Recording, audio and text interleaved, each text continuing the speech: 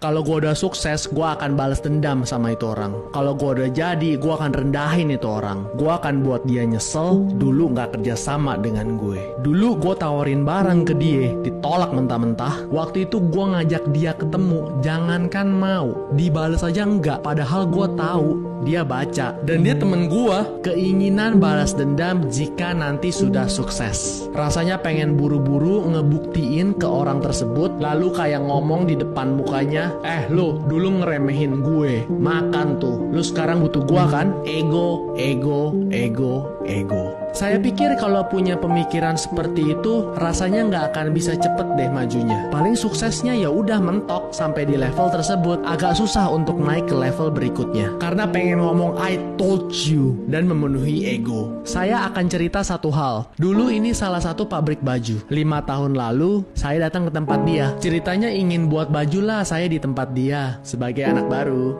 Ownernya itu sombongnya bukan main. Dibilang, kamu yakin mau ke industri garment?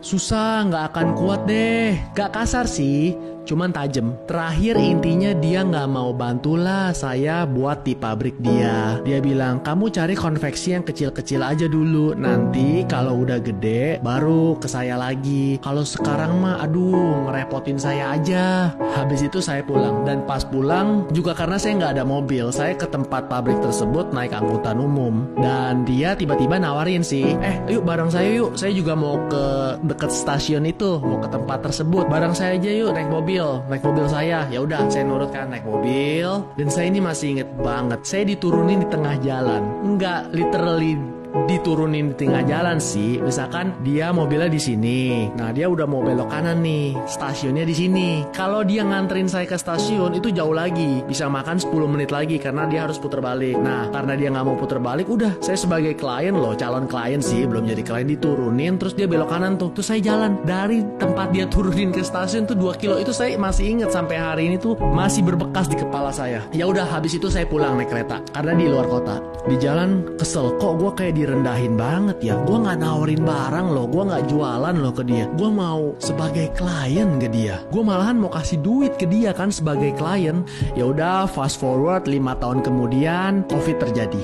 Dan dia tahu kok perkembangan Livaf 5 tahun terakhir seperti apa. Dia follow Instagramnya, terus dia telepon, dia kontak saya. Terus saya gak mau lah telepon, saya maunya Zoom aja supaya saya bisa lihat muka dia. Saya nggak tuh orangnya lebih suka FaceTime atau enggak video call, jadi saya bisa lihat mukanya. Terus dia tanya, Rif apa kabar? Udah lama nggak jumpa. Curhatlah dia, klien-kliennya banyak yang nggak bayar karena terjadi musibah COVID. Karena klien dia kebanyakan itu retail, dan retail kan kena banget, mall sempat tutup. Lalu akhirnya dia menawarkan diri, Rif kalau Livaf buat di tempat kita aja mau nggak? Nanti ABCDE-nya gampang lah. Gimana? Saya tahu banget dia butuh saya sebenarnya, dan saya nggak butuh dia sama sekali. Saya dalam hati bisa aja ngomong balas dendam kayak, lu inget gak 5 tahun lalu lu turunin gue di tengah jalan, lu ngata-ngatain gue, dan lu ngomong apa aja ke gue, bla bla bla bla. Pokoknya saya kesel deh, kayak balas dendam gitu bisa aja ngomong, dan saya akan puas banget itu pasti. Cuman buat apa? Ego puas sesaat, habis itu udah hubungan rusak. Puas sih, tapi ya udah rusak, selesai.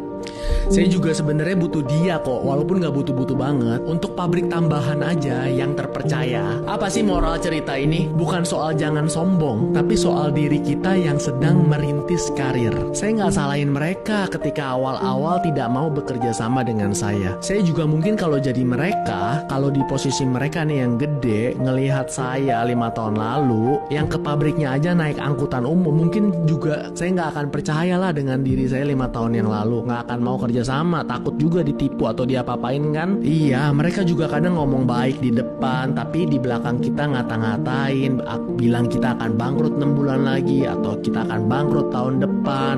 Iya, saya tahu kok, karena di dalam game kehidupan ini sebenarnya kita harus buktiin dulu. Gak bisa belum jadi apa-apa udah merasa harus dihormatin. Belum. Dalam kejadian tersebut dia juga gak ngungkit kok sama sekali 5 tahun lalu itu. Gak minta maaf juga kalau dia dulu begitu sama saya, kayak ya udah nggak ada apa-apa. Tapi kamu akan tahu kok, dari suara dan mata dia itu nggak bisa bohong. Kalau dari mata dia tuh bilang kayak, keren lo, gue akuin lo, hebat, gue hormat sama lo, good for you. Nggak ngomong sih, tapi dari suara dan mata itu nggak bisa bohong. Intinya apa sih? Intinya adalah kalau kamu belum pantas dihormatin, ya udah terima aja, wajar. Belum jadi apa-apa kok minta dihormatin.